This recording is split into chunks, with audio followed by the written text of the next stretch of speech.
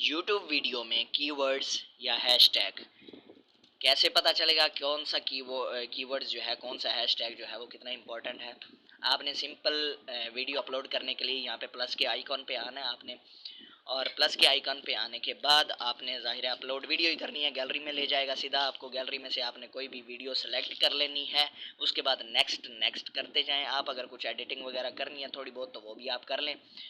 बात करने की जो है वो ये है कि यहाँ पे आपको एक टाइटल का ऑप्शन मिलेगा, ऐड कैप्शंस या फिर टाइटल का ऑप्शन। यहाँ पे आप जो हैशटैग लगाते हैं, जिसे कीवर्ड्स भी कहा जाता है, हैशटैग कहा जाता है, वो जब आप हैशटैग लगा के कोई भी वर्ड लिखेंगे तो आपको यूट्यूब खुद ही बता देगा कि कितने चैनल्स ने ये हैशटैग यूज़ किया है, ये कीवर्ड कितनी वीडियोस में यूज़ हुआ है। उससे आपको आसानी से पता चल जाएगा कि इसकी इम्पोर्टेंस क्या है, मेरे टाइटल की, मेरे हैशटैग्स की इम्पोर्टेंस क्या है।